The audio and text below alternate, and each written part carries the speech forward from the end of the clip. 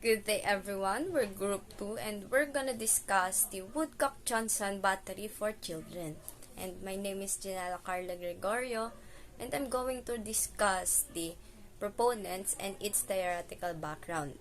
So, the Woodcock-Johnson test of cognitive abilities was developed by Richard Woodcock and Mary E. Bonner Johnson in the late 1970s. These tests were most recently revised in 2014 and the most recent version is commonly called the WJ4 test. Next one is the Woodcock-Johnson test of cognitive abilities can be administered to children as young as 2 years old and up to adults. And this test assesses a wide range of cognitive abilities.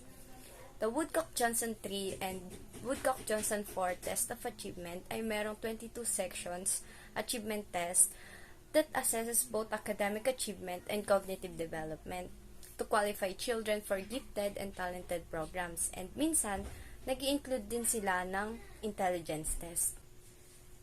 This test helps in the identification of learning disabilities and also helps in assessing aspects of 7 different broad CHC abilities.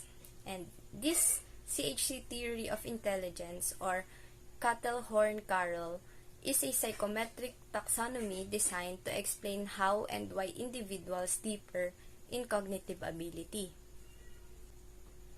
It provides a new GFGC composite for comparison with other cognitive abilities, oral language, and achievement. So, ang GF stands for fluid intelligence and the GC stands for crystallized intelligence. So, technically, itong GFGC theory is based dito sa CHC theory of intelligence. So, the theory that our intelligence is based on a G as well as specific abilities bridged by GF and GC. Also, it identify more specific abilities such as reading and writing abilities, memory capacity, and processing speed. Itong test na ito ay ginagamit ng mga bata hanggang sa matatanda. And itong test din na ito ay ginagamit para ma-determine kung ang isang bata ba ay eligible para pumasok sa isang gifted or advanced program. And kapag napasa mo tong test na ito is pwede itong magamit para sa educational future ng bata. The theoretical basis for this test is founded in GFGC theory work by Raymond Cattell and John Horn. This theory is conceptualized of intellectual abilities that underlie with this test. And the GFGC theory is not based on any particular battery test and also not empirically based but rather data-based. The GFGC theory has 9 factors. The first one is the comprehension knowledge and it symbolizes GC. It represents the breadth and depth of knowledge, experience, and sophistications. Also includes the comprehension of communication and the types of reasoning based on previously learned procedure. Next one is the fluid intelligence and symbolizes as GF. It is defined as the capability to reason in novel situations. So next one is the visual processing, which symbolizes GV, and it involves perceiving and thinking with visual patterns and spatial configurations. Next one is the auditory processing, symbolizes GA.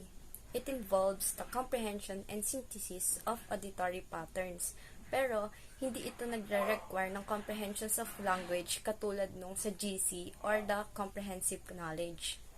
This cognitive ability is important for achievement in music and language development.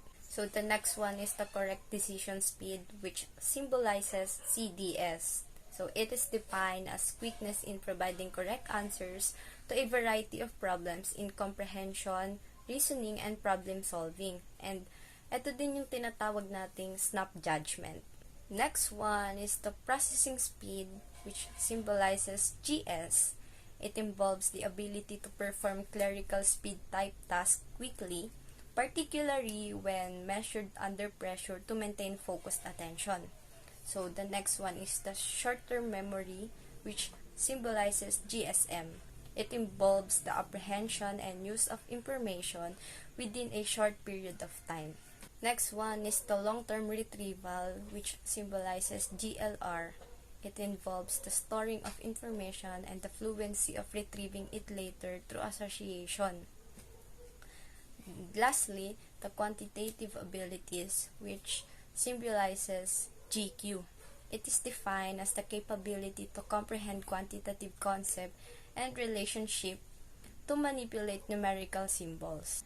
So, etong GC theory is still evolving and pwede pa siyang mabago and madagdagan pa ng bagong mga factors. So, as the new data is gathered and the researchers apply their skills to the gathering of proof, a more precise and mas malawak pang explanation, and itong human cognitive abilities natin is pwede pang mag-evolve over time.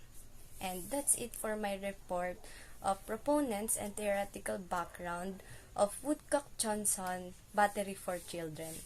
Hello and good day to everyone who's watching right now. My name is Alexandria Wayne Rint, and I am gonna talk about the versions and application of the Woodcock-Johnson Battery for Children. The first edition was developed in 1977 by Richard Woodcock and Mary E. Bonner Johnson. Meanwhile, the revised edition was released in 1989. But today we are going to focus on the two versions that was most popularly used: the Woodcock-Johnson 3 test of cognitive abilities and the Woodcock-Johnson 4. The Woodcock-Johnson test is a multiple choice test that can be administered by schools, psychologists, and testing centers. The test includes what are known as the standard battery and the extended battery of tests. Let's talk about Woodcock-Johnson 3 test of cognitive abilities. The Woodcock-Johnson 3 test of cognitive abilities was released in 2001. It includes both the standard battery and the extended battery.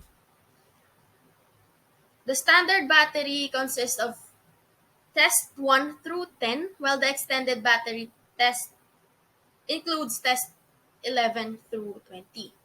All of which combined allows for a considerably detailed analysis of cognitive abilities.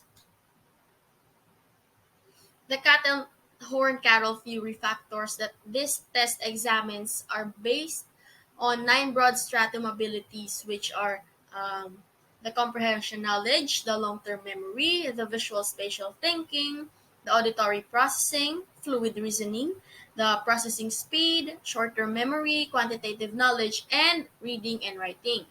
The Woodcock-Johnson 3 test was used to develop intelligence index scores for general intellectual ability and brief intellectual ability. Now let's talk about the Woodcock-Johnson 4. The Woodcock-Johnson 4 is the updated and redesigned edition of one of the most widely used batteries of individually administered psychoeducational tests. Based on the evolution of the CHC theory, new test and interpretative clusters place emphasis on the most important and diagnostics useful measures of the cognitive abilities, oral language, and academic achievement. The Woodcock-Johnson 4 focus on evaluation of relative strengths and weaknesses, but that will help assessment professionals identify and describe patterns of performance across achievement, language, and cognitive domains that are key to diagnosing learning problems and developing targeted interventions for individual needs. The system is organized into 3 independent, complementary, and co-normed batteries: the Woodcock-Johnson 4 test of achievement, the Woodcock-Johnson 4 tests of cognitive abilities, and the Woodcock-Johnson 4 test of oral language.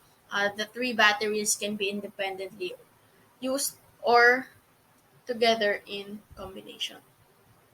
First, let's tackle the Woodcock-Johnson 4 test of achievement.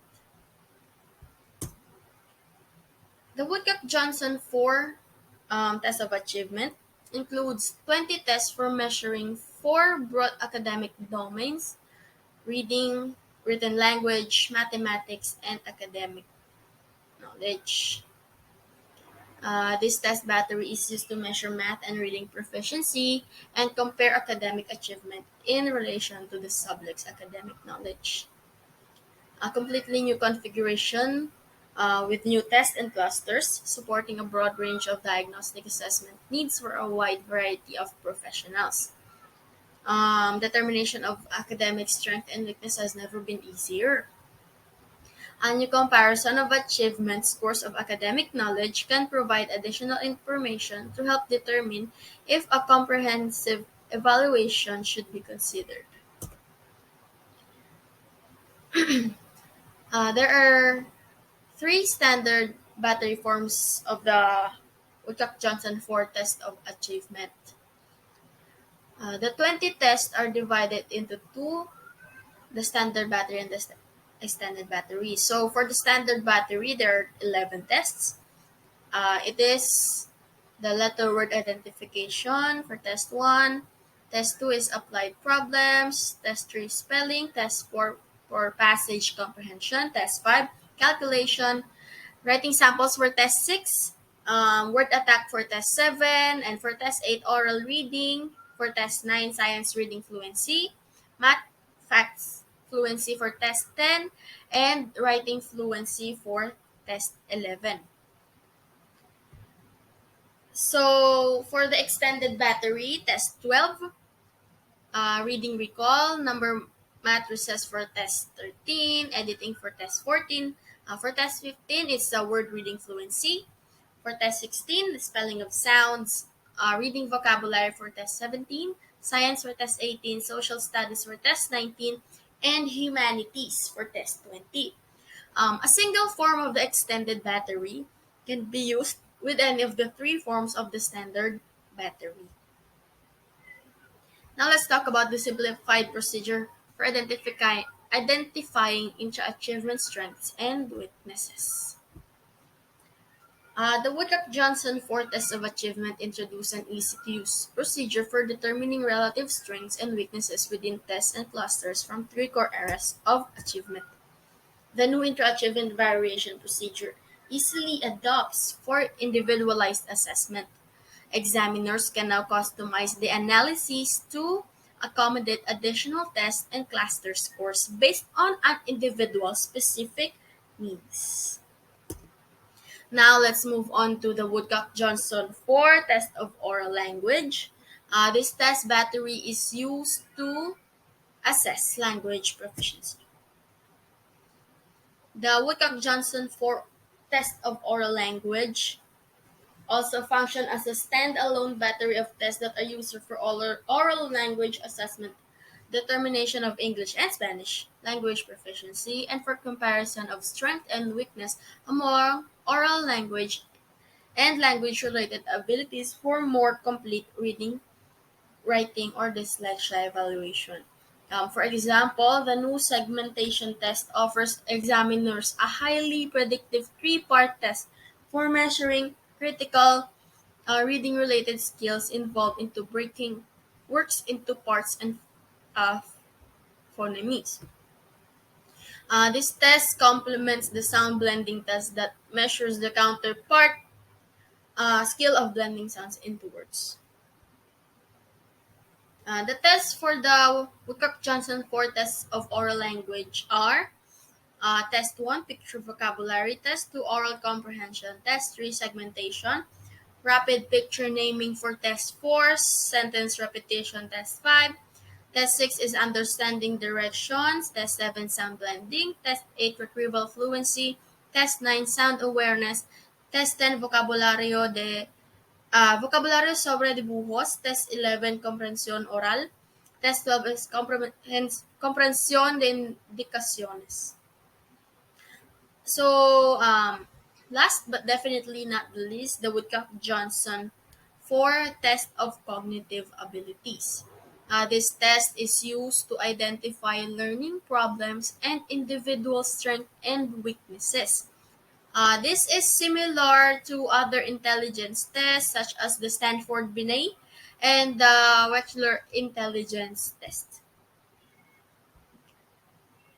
The Woodcock-Johnson for cognitive ability test is carefully engineered to be the most contemporary and broadly useful battery for an evaluation of strengths and weaknesses among cognitive abilities. Since Cattle-Horn-Carroll theory was first articulated almost 15 years ago, a great deal of research has both confirmed the merits of the theory and at the same time it pointed to the need for increased specification, explanation, and amendments to the initial postulates. Uh, the WJ4 cognitive abilities is designed to maintain the cutting edge of contemporary assessment practice by moving beyond the initial specification of Cattle-Horn-Carroll theory with an updated model for interpretation of test results. This is based on recent research that informs the nature of the constituent cognitive abilities that are measured by each test and cluster. New tests and clusters are based on broad psychometric evidence and neuroscientific research. In this redesign, emphasis has been placed on the most important cognitive abilities. So the 18 tests are divided into the standard battery and extended battery. The standard battery tests 1 to 10 is the oral vocabulary, the number series, the verbal attention, the letter pattern matching, the phonological processing. Test 6, story recall. Test 7, visualization. Test 8, general information. Test 9, concept formation. And last for standard batteries, test 10, numbers reversed. Now for the extended battery, tests 11 to 18, which are the number pattern matching, non-word repetition, visual auditory learning, picture recognition, analysis synthesis, object number sequencing, pair cancellation, and last, the test 18 is memory for words. So that's it on my report on the versions and applications of the Woodcock-Johnson battery for children. Thank you for listening. So, good morning everyone. My name is Archbricks and Muyargas and I am the reporter of Psychometric Properties of Woodcock-Johnson test. So, what is psychometric properties? These are the essential part of research reliability and validity and required to ensure that the data is sound and replicable and the results of the tests are accurate. The validity and reliability evidence are required to ensure the integrity and quality of the measuring instruments such as Woodcock-Johnson tests. Next. In a short review, reliability refers to the consistency of the measurements of a given test. This means that the test, no matter what it is measuring, will produce the same value or one very close to it every time it is used. Moreover, when a test has a low reliability, the score may be inconsistent, unstable, unworthy, and inaccurate predictions that cannot be made from the scores obtained. So, what is the reliability of Woodcock-Johnson test? The test researchers use the test-retest reliability method, test-retest method, to measure the reliability of Woodcock-Johnson test. So, the test-retest was obtained by administering the same test twice over a period of time to a group of individuals. So, in this research, they did the test-retest within the day, 1 day interval. So, the result of the test-retest method were mainly 0.8290 0.90 range. Furthermore, cluster scores include 2 or more tests produce higher reliability estimates as predicted by true score theory. So according to the findings of the researchers, the test developers' approaches fit the standards of the educational and psychological assessment, American Educational Research Association, and American Psychological Association. So we are now here in the validity of the Woodcock-Johnson test. In a short review, test validity is the extent to which a test accurately measures what is supposed to be measured. So in content validity of the test, Woodcock-Johnson test, the test has been shown to have a strong content validity, which means that the questions and the tasks included in the test are relevant to the areas of cognitive and academic achievement which the test intended to be measured. We are now here in the criterion-related validity. So, the Woodcock-Johnson test has also been found to have a solid criterion-related validity, which means that the scores on the test are highly correlated with other contemporary intelligence tests such as Wechsler Intelligence Scale for Children and Kaplan Assessment Battery for Children, with small to moderately large samples from 50 to 170 samples, and the correlation between general intelligence scores were generally high, most in the 0.80s, and indicated concurrent measurement of the general intelligence.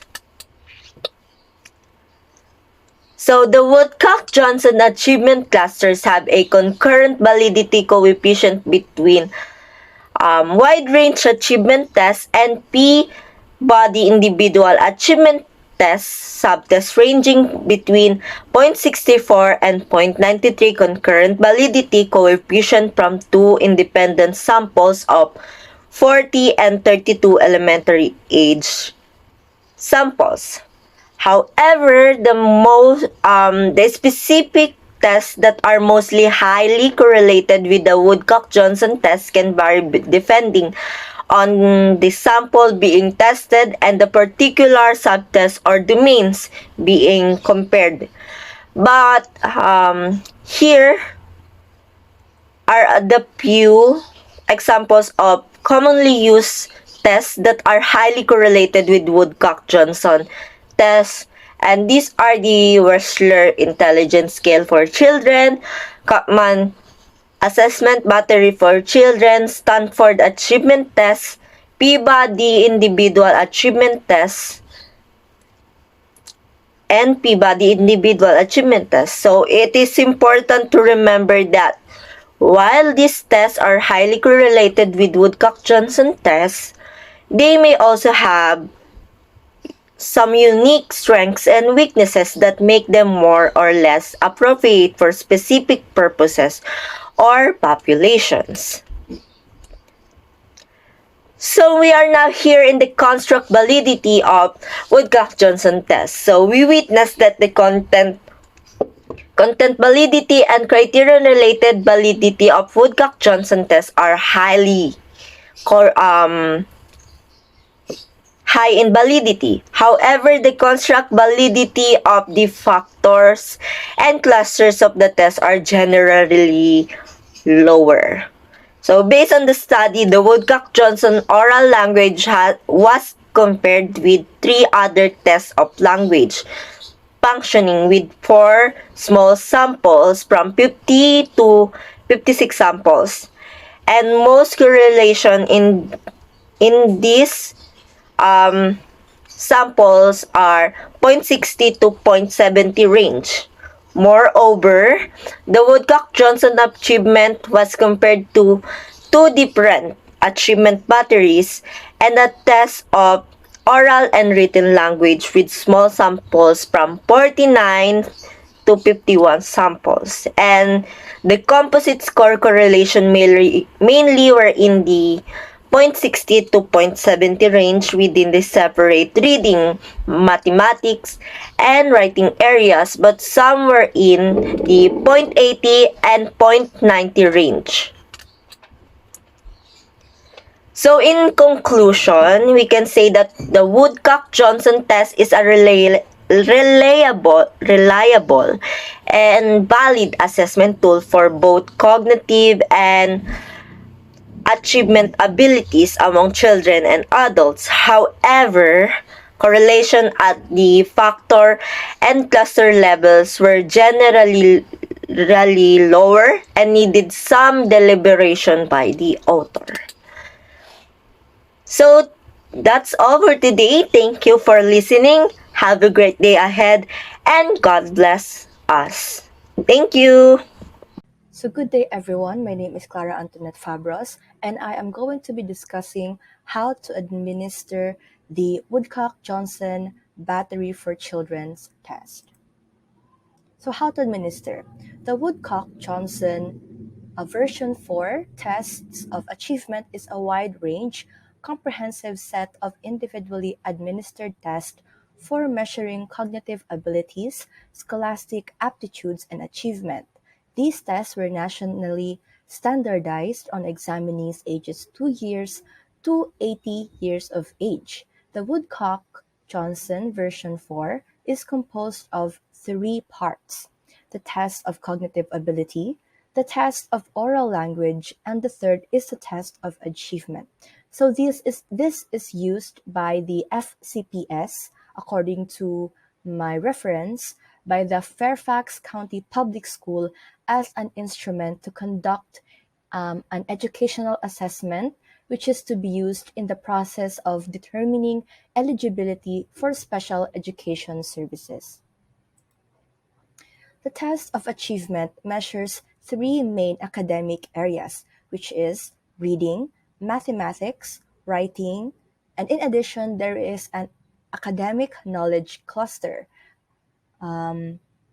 The test of achievement consists of the standard battery and the extended battery. So the two co-normed batteries that provide a comprehensive assessment of general intellectual ability, also known as the GIA, specific cognitive functions, oral, language, and academic achievement.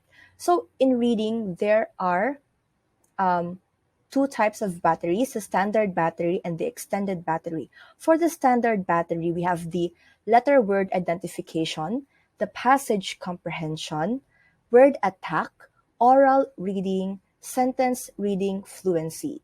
And in the extended battery, we have 3, which is reading recall, word reading fluency, reading vocabulary. In the academic area of mathematics, the standard battery first is the applied problems. Second would be the calculation. The third would be math facts fluency. And for the extended battery, we only have 1, which is number matrices. For the writing, the standard battery is spelling, writing samples, sentence writing fluency, and for the extended battery, editing, and spelling of sounds. And lastly, the academic knowledge. There is no standard battery but only extended battery. And there are 3 tests in this academic area: science, social studies, and humanities. For the components of the Woodcock-Johnson version 4 test of achievements, it include 2 easel test books, an examiner's manual, a technical manual on CD, an online scoring and reporting program, test records and response booklets, and audio recording on CD and scoring guides. So the textbooks are in an easel format position so that the stimulus words or pictures face the examinee and the directions face the examiner. The ring binder allows the examiner to rearrange the order of the test to facilitate selective testing. Specific administration directions are provided page by page for all tests. Second is the examiner's manual. It presents information regarding the proper administration and interpretation of both batteries and samples for scoring the writing samples test. For the technical manual, it is an e-book on CD that provides a summary of the development, standardization, and technical characteristics of the Woodcock-Johnson version 4, which includes the summary statistics. For the fourth, the Woodcock version 4 online scoring and reporting. It provides all derived scores for the tests and clusters and computers variations and comparison.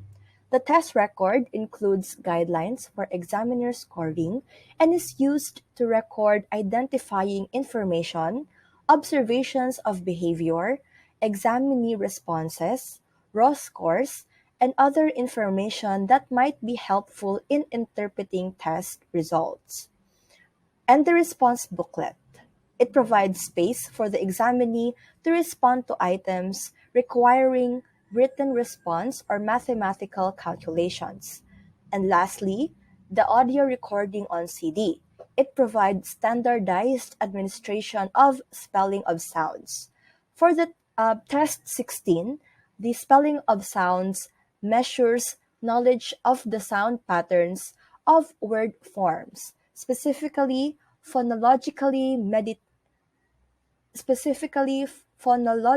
mediated spelling, because the correct orthographic segments is based directly on the spoken elements. So this test, the spelling of sounds, is actually included in the writing academic area of the said test. Now let's go to what is brisk and exact administration of the Woodcock version 4 test. For the exact administration, the single most important principle in administering the Woodcock and Johnson is that each test must be administered exactly as described in the textbook. The goal of standardized tests is to see how well the examinee can respond under conditions identical to those presented to examinees in the norming sample. Therefore, any variation in administration invalidates the test results, and valid comparison between students cannot be inferred. Do not change, reword, or modify the instructions in any way or the results will be compromised. The most frequent violation of exactness in test administration is that of failing to use the exact wording given in the textbook. The exact wording of spoken instructions to the examinee is printed in blue bold type in the examiner pages in the textbooks. It just says that exact administration from the word exact. There shouldn't be any changes, especially if the test is already standardized. Therefore, whatever is being written on the book on how it should be administered, how it should be said, then that is how the administrator should administer and cite the following instructions to the examinees in order to avoid the compromisation of the results. Now let's go to brisk administration. When administering the Woodcock-Johnson version 4, strive for a brisk test pace. As soon as an examinee has completed responding, immediately begin the next item. It says that using a brisk testing pace enhances examinee rapport and helps an examinee maintain attention. Some examinees will require more time to respond than others will require. So when it comes to building rapport between the administrator and the test examinee, it still depends, since it is cited here that some examinees will require more time to respond. So some people might build rapport instantly while others don't. So the pace should be exact and not really slow pace, but an exact pace where everyone can follow. Now let's go to the general points to keep in mind regarding administration of the Woodcock-Johnson version 4. First is to familiarize yourself with the testing materials. Second, assemble the testing materials needed, which are the standard and extended easels, test protocol, examinee response book, CD player, and timing device. Third, schedule adequate time for testing. Testing times will vary according to the student's characteristics, including age, achievement level, response style, and etc. Fifth, ensure that your test environment is as distraction free as possible, which is already understandable. Six is establish rapport. Do not begin testing unless the examinee seems at ease. So, in enhancing rapport throughout the test, it is done by frequently letting the examinee know that he or she is doing a good job, using common comments like, "Fine, you're doing good." Be careful that your pattern of comments does not indicate whether answers of the examinees are correct or incorrect. Just compliment them. Seventh, locate each test by finding its tabbed title page. Always begin a test by flipping the page following the tabbed page. This page reviews administration, scoring, basal or ceiling, and suggested starting points. Eighth, starting points are determined by an estimate of the examinee's achievement level rather than by the examinee's age or grade placement. So, in the eighth, using suggested starting points helps to reduce unnecessary testing time. Ninth, when administering the test items, refer to the purple prompt boxes for information specific to a test item or a stopping point. Lastly, for the general points, the examiner can choose the order in which the subtests are administered. It is not necessary to administer the test in sequence. So that is all on how to administer the Woodcock-Johnson version 4 battery for children's test. So good day everyone, my name is Magalona and today I will be discussing scoring and analysis. So using the following abbreviation on the test records, margins may be helpful when recording an examiner's response, like for these examples. First one is the query. It indicates a question was asked to clarify the response. We all know what's query or inquiry, right? Next is don't know. It indicates the examiner's response, I don't know. Next is NR or no response. It indicates the examinee did not respond to the item of scoring. Next is SC or self-correction. It indicates the examinees correctly changed their response. So when possible, incorrect responses should be recorded verbatim on the test records for diagnostic purposes. If the examinee gives more than one response to an item, the last response given is scored as correct or incorrect, and earlier response is not scored. So, next. Scoring raw scores, with the exception of the writing examples, oral reading, and reading recall, the procedures of computing raw scores is same of all for all tests. So raw scores, these are the number of correct responses or the number of points plus 1 point for every item in the test below. The basal do not include scores for sample items in the calculations for raw scores or of the raw scores. Um, Record the raw scores in the number correct or number of points box in the end of each record of the tests. So the next one is basal and ceiling levels. The test items are arranged in order of difficulty. Each test contains items of spanning a wide range of difficulty. The basal level of set of consecutive items below which examinee has essential a 100% chance of responding correctly of all items. So the set of consecutive items above which all the examinees has a 0% chance of responding correctly.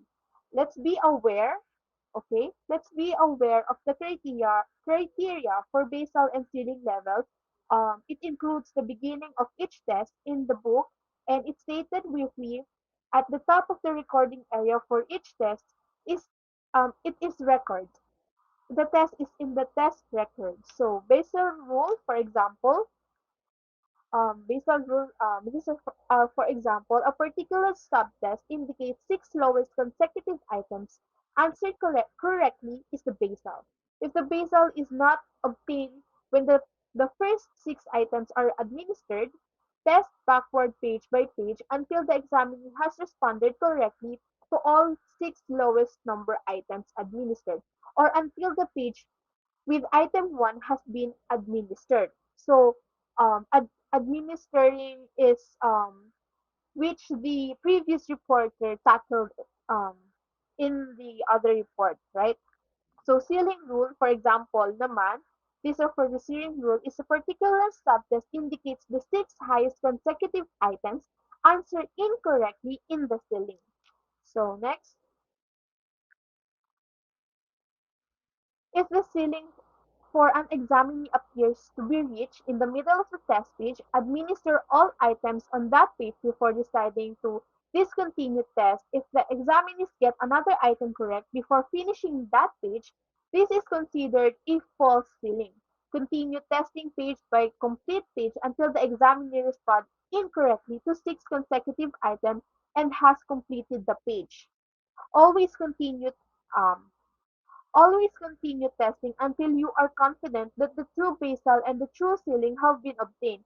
If you have any reasons to believe that an examinee may fail the item below an apparent ceiling, you should continue the tests. So these are the procedures. So scoring writing samples, it refers to appendix page 129 examiner manual for writing sample scoring. Guide carefully Guide carefully compares students' responses to those listed to maintain standardization. So we should um we should compare each students who listed and maintain the standardizations of this examiner's manual. Items 1 through 6 recorded 1 or 0 items through 7. Items 7 through 28 may be scored 2 or 1.5 or 1 or 5 or 0. Modified holistic procedure 2 is equal to superior. Response 1, standard response. 0 is inadequate response. Punctuation. Oh, wait. Oh, no. Next. Uh, Next, punctuation, spelling minor, grammatical error are not penalized except the few specific items identified in scoring criteria. Next, most items required only one sentence in response of more than one sentence selected and scores that one most specific stratifies and tasks demands. So next one is if the sentence is irrelevant, even if it is not superior quality scores, a zero raw score based on the administered item fractional score continue zero point 0.5 are rounded to the nearest even number 34. For example, here is raw score her or his raw scores are 22.5, round to 22 raw scores, 21.5, round to 22. This so can you get it? I hope you get it. So these are the three types of statistical or scores are generated by Woodcock-Johnson for.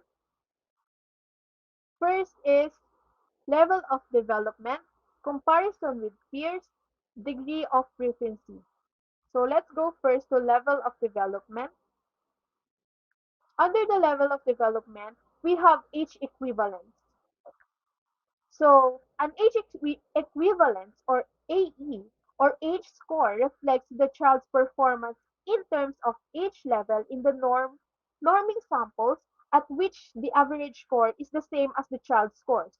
For example,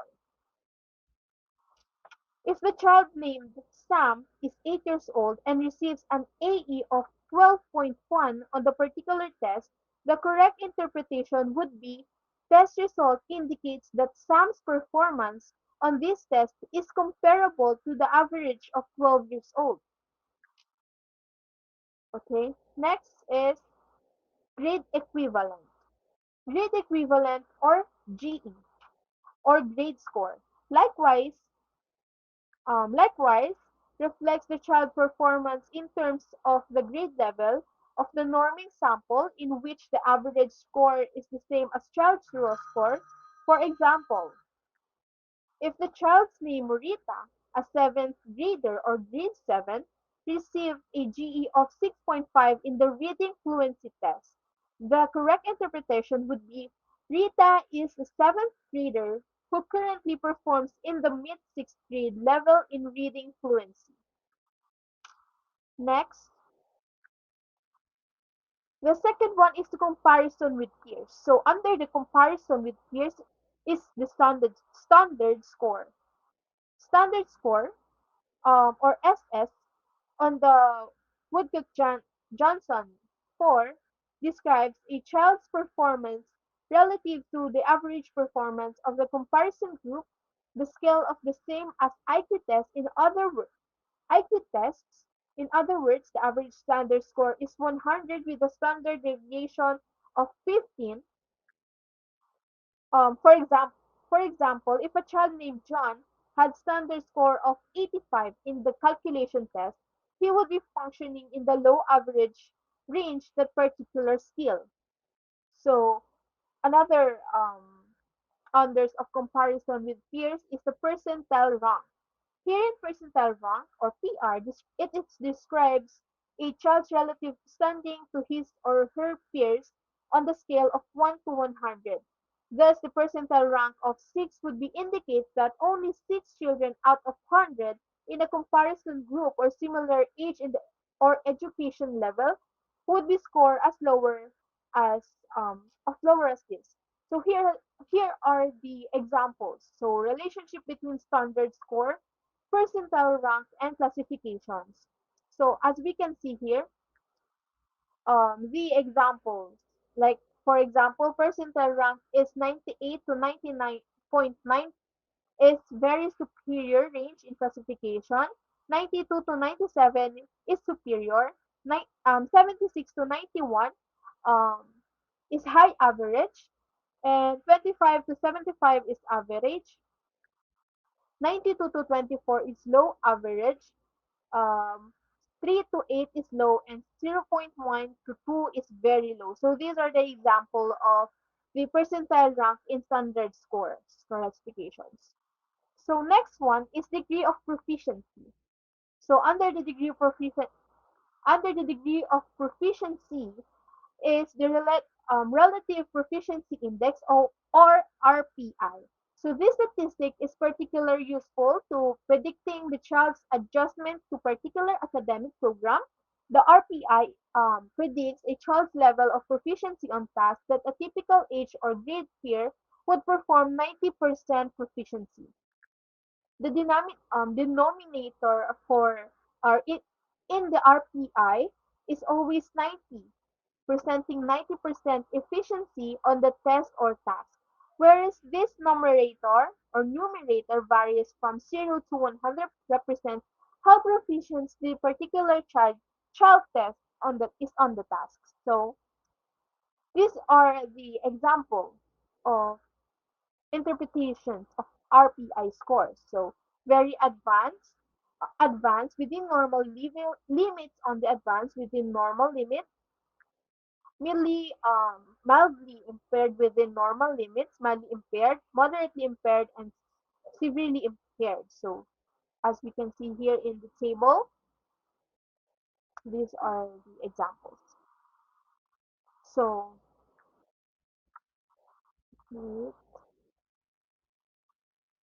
So, i.e., as um, I discussed earlier, i.e. is age equivalent. These are the child performance on particular tasks in presented in terms of age level or average performance on that tasks. So GE is grade equivalent of the child performance on particular task and it presented in terms of grade level of average performance on that task. So easy to difficult. Easy to difficult. It is a statistic provides that age range of what the child would find easy to very difficult in particular academic tasks. So next, RPI or relatively proficient index. It is a statistic provides the level of proficiency on the particular task. SS is standard score. The statistic compares the child performance to other of his or her average standard score is 100. So Woodcock-Johnson 4, score interpretation. Here are the examples of this RPI differences interpretation that will be discussed by the next reporter, which is the interpretation. So in the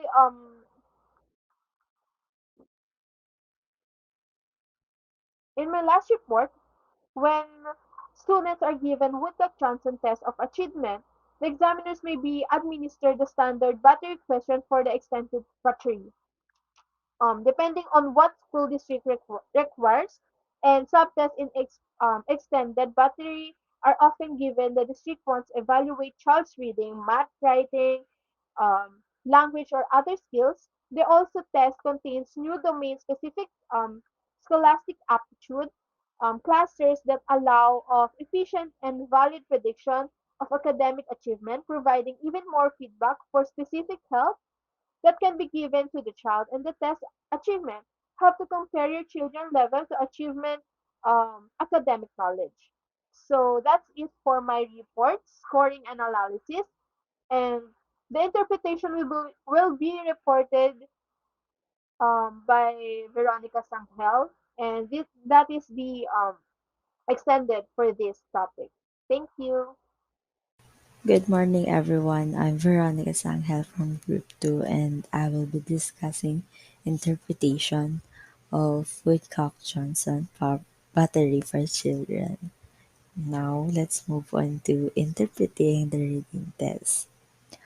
Here, when interpreting the reading test, we should consider the relative complexity of test demands in each, and the skills measured in these 8 tests range from the lower level ability, which is to recognize isolated letters, to the higher level ability, which is to comprehend vocabulary and connectext. Okay, then first, we have the 8 tests, which is the for the standard, we have the letter word identification, passage comprehension, word attack, oral reading, and sentence reading fluency. While on the extended side naman, are the reading recall, word reading fluency, and reading vocabulary. And here in the letter word identification, the items include identifying and pronouncing presented letters and presented word, which is it is called identification ability.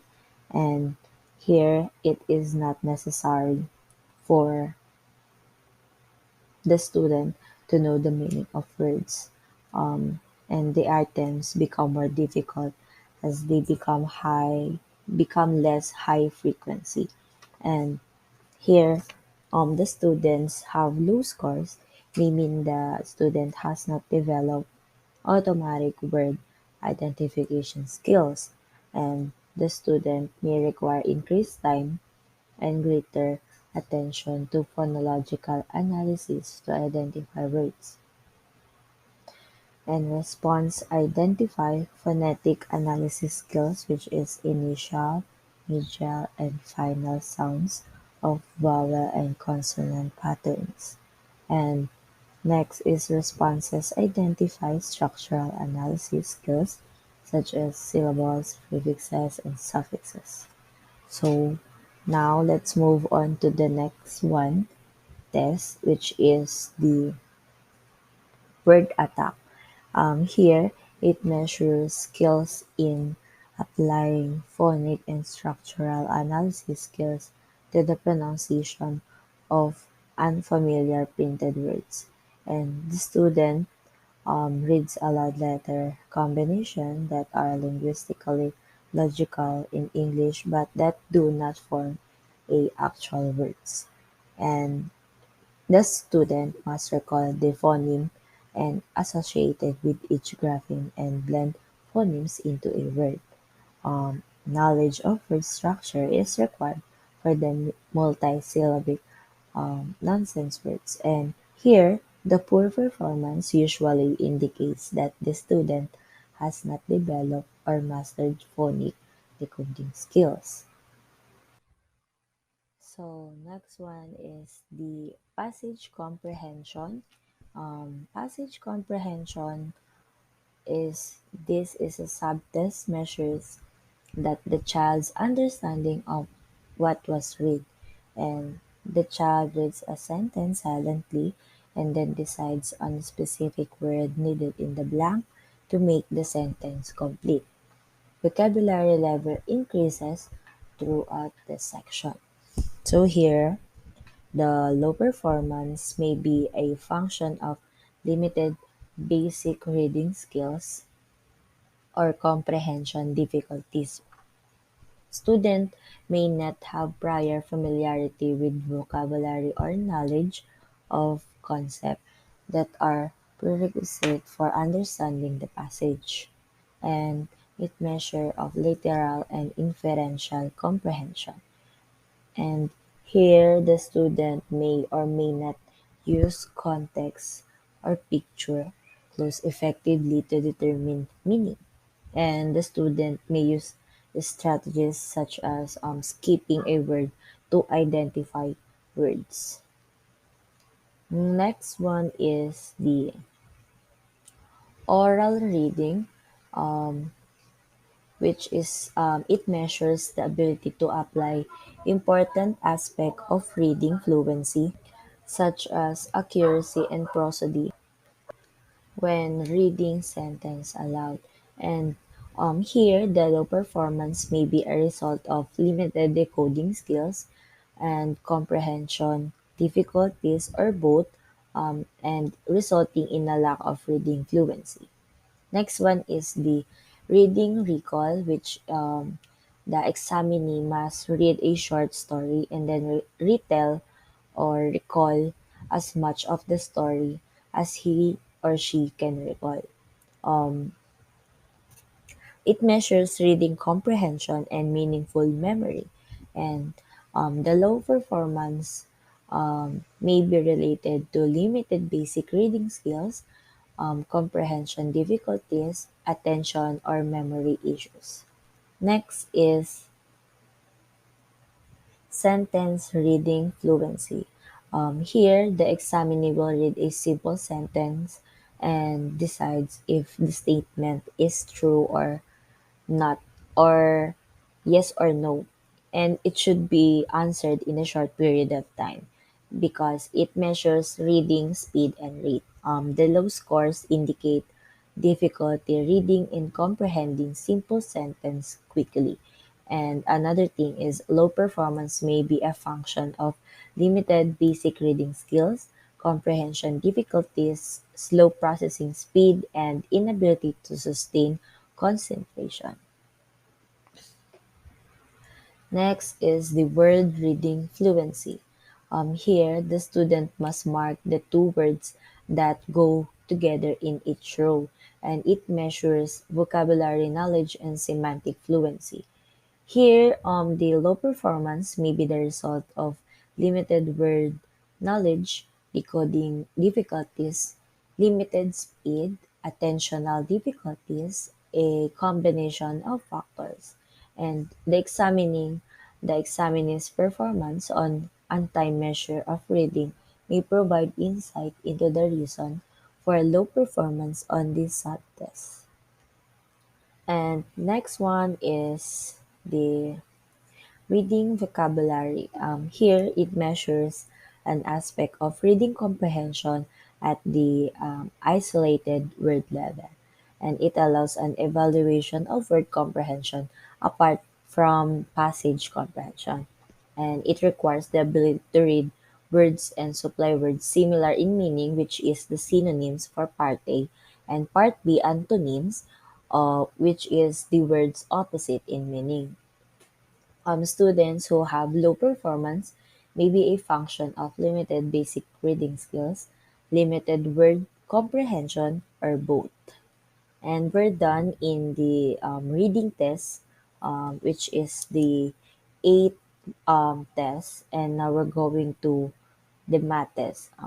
Here, when interpreting the math test, we should consider the relative complexity of task demands in each once again, and the skills measured in the format test range from the lower level ability of recognizing math symbols and vocabulary to the higher level ability of mathematical reasoning and problem solving. And the four math tests, um, in the standard, we have applied problems, calculation, math facts fluency, and for the extended is number matrices. Okay. First is the applied problems. Here,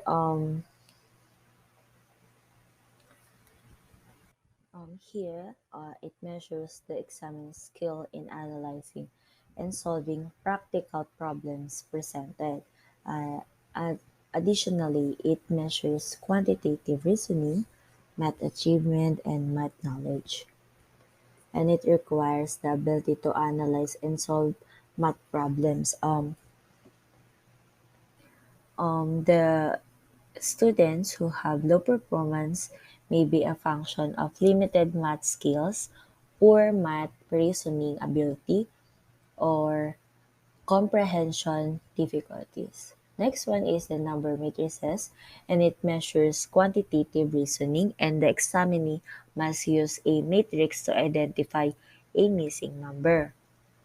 And the performance is affected by ability to inductively and deductively reason with numbers, and the students who have a low performance may be a function of limited quantitative reasoning.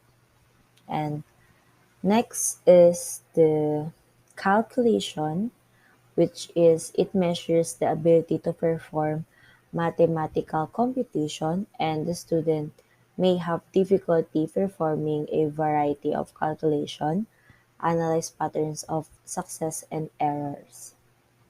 So here it includes the basic operation, which is the addition, subtraction, multiplication, and division, as well as the geometry, trigonometry, and calculus.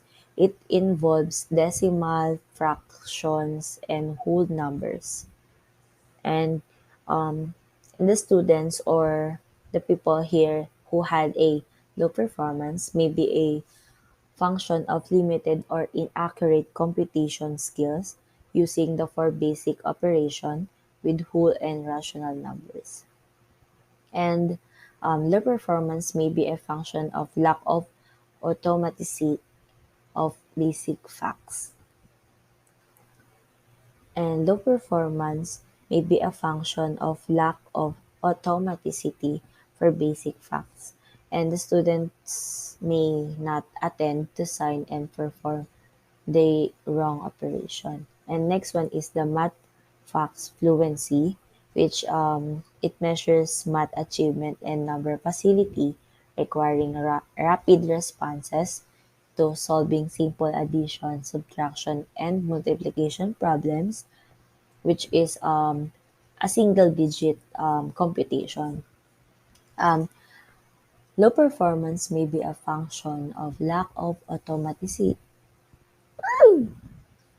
Low performance may be a function of a lack of automaticity, and the low scores may indicate limited basic math skills, limited instruction, or lack of attention.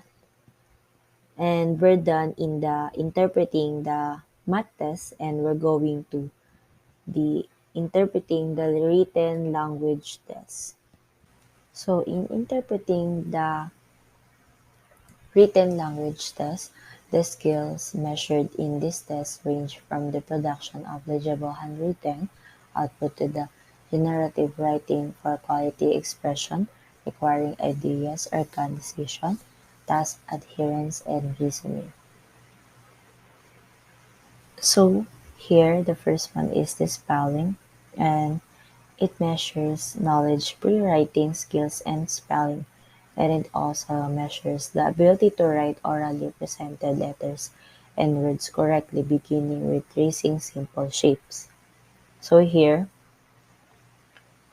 the performance may be related to beginning handwriting if the student is unable to complete items 1 to 3 and analyze student responses for patterns of grapheme and to phoneme correspondence or memorize visual features.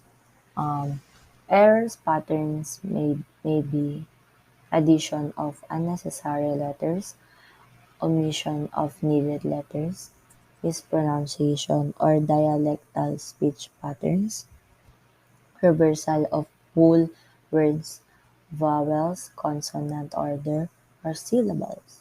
Consonant or vowel directionality. Example is the birthday, which is the I and the R. Phonetic spellings of non-phonetic words. Phonetic spellings of non-phonetic words. Wrong associations of words with letters. Next is writing samples, and it measures the ability to convey ideas in writing with the production of meaningful written sentences in response to a variety of task criteria. And the performance may be affected by attitude toward writing, and it is resulting short, choppy sentence or even refusal to write. And another thing is the oral language development, including dialects and cultural influences. Next is low oral vocabulary abilities, resulting in low written vocabulary. Next is, or the last one is, organizational ability, resulting in sentences that are poorly arranged. And next is the sentence writing fluency, and it measures the examiner's ability to write rapidly with ease, and the performance may be related to motor control, response style, concentration, or reading or spelling issues. Student may focus more on mechanics of writing than on the formulation or expression of ideas. And the student response to time tasks may affect performance and determine if the student works slowly but inaccurately, or slowly and accurately, and rapidly but inaccurately, or rapid and accurately. The student may need to glance at stimulus word several times to copy it accurately. Next is editing. Here, it measures the ability to detect and correct errors in written work. The students who have low performance may indicate lack of knowledge or lack of error monitoring skill. Reading performance may also affect score, and students may know about convention of writing but overlook them in proofreading. And the last one is the spelling of sounds, and it measures phonological and orthographic coding. And students who have low performance may be due to poor phonological processing, poor phoneme grapheme knowledge, or poor orthographic awareness, and poor phonological processing or lack of attention. And that's all for my report. Um, Thank you for listening.